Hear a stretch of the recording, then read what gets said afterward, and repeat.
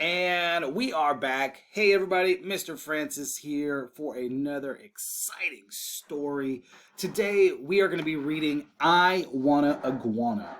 Now, in our writing, we are trying to talk to our audience about persuading them to do something for us and giving them some ideas and some things like of these things that we really, really want, but we have to give them reasons why. And so today we're going to be reading I Wanna Iguana. So I want you to be thinking about how Alex, who's the main character in the story, tries to persuade his mom to do something for him. So it is I Wanna Iguana by Karen Kaufman Orloff, and it's illustrated by David Catro.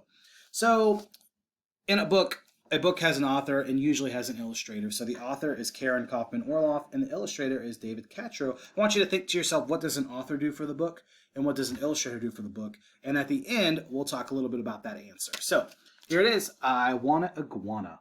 Look at those illustrations. Those are some pretty good pictures. I Wanna Iguana. It also has a dedication page right here, and it says, to Max and Emily for their inspiration, to Brad for his support, to all my writer friends for making me work harder, KKO. And to Mr. Alexander, you taught me discipline and how to be an artist, DC. Here we go. Dear Mom, I know you don't think I should have Mikey Gilligan's baby iguana when he moves, but here's why I should. If I don't take it, he goes to Stinky, and Stinky's dog Lurch will eat it. You don't want that to happen, do you? Signed, your sensitive son, Alex. So some nice pictures here.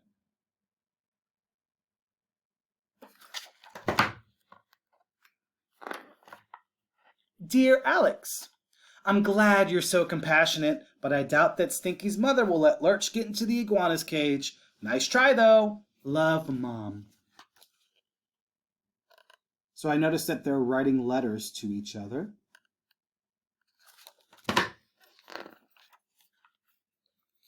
Dear Mom, did you know that iguanas are really quiet and they're cute too? I think they're much cuter than hamsters. Love, your adorable son, Alex. Dear Alex, tarantulas are quiet too, but I wouldn't want one as a pet. By the way, that iguana Mikey's uglier than Godzilla. Just thought I'd mention it. Love, Mom.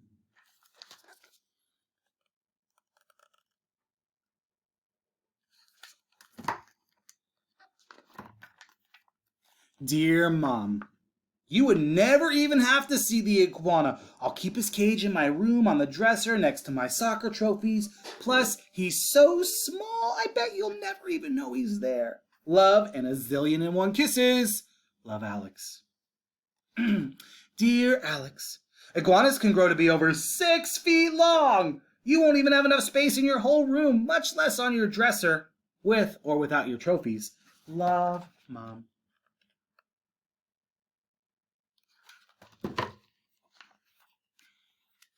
Dear Mom, it takes 15 years for an iguana to get that big. Mikey told me. I'll probably be married by then and living in my own house. Love, your smart and mature kid, Alex.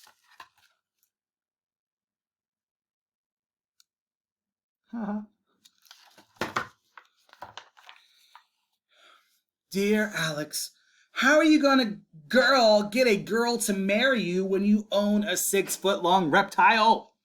Love, your concerned mother.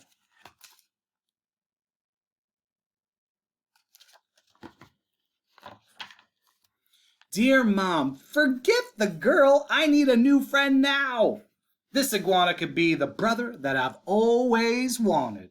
Love, your lonely child, Alex.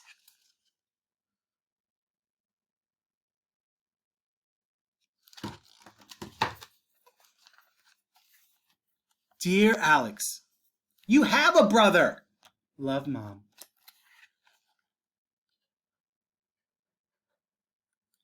Do you have a brother or a sister? Or are you an only child?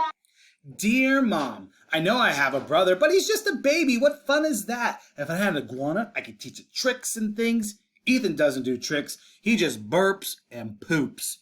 Love, you're grossed out, Alex.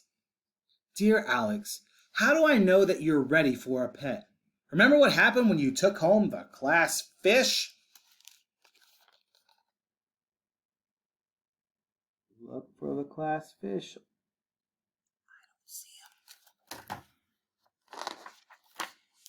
Dear Mom, if I knew that the fish was going to jump into the spaghetti sauce, I would never have taken the cover off the jar. Love, your son who has learned his lesson. P.S.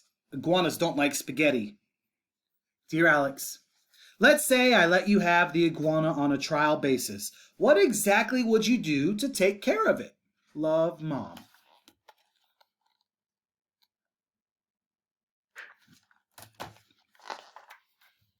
Dear Mom, I would feed him every day. He eats lettuce, and I would make sure he's had enough water, and I would clean his cage when it got messy.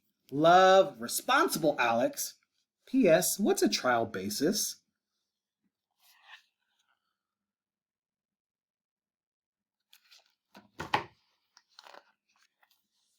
Dear Alex, a trial basis means Dad and I see how well you take care of him for a week or two before we decide if we can keep him forever. Remember, Stinky and Lurch are waiting. Love, Mom. P.S. If you clean your cage as well as you clean your room, you're in trouble. Dear Mom, I really try to clean my room and the iguana's cage. Also, listen to this. I'll pay for the lettuce with my allowance. I mean, how much can one baby iguana eat anyway? Love, the financial wizard, Alex.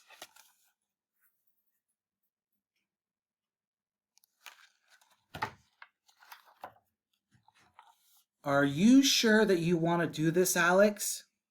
Yes, Mom. I want an iguana, please.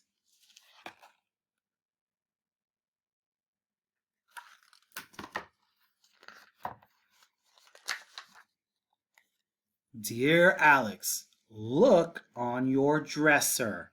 Love, Mom. What do you guys think's gonna be on his dresser?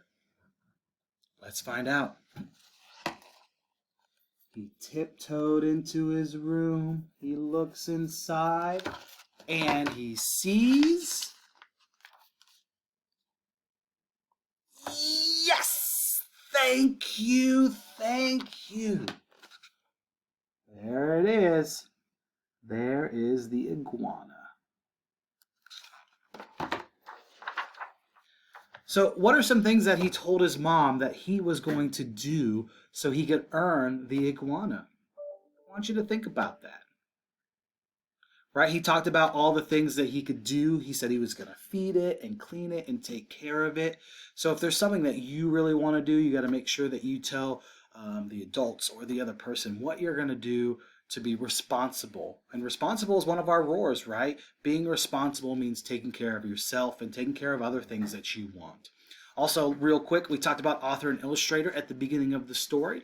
The author is the one who writes the words. He's the one, or she, could be a he or she, is the one that writes the words. So everything that I've read to you today was by the author. And then the illustrator is the person who draws the pictures and adds color to the pages. So maybe one day you want to grow up to be an author and illustrator because the world needs more authors and illustrators. So thank you so much for reading with me today. I Wanna Iguana. Hope you guys have a great day, and we'll see you next time for another book by Mr. Francis. See you guys.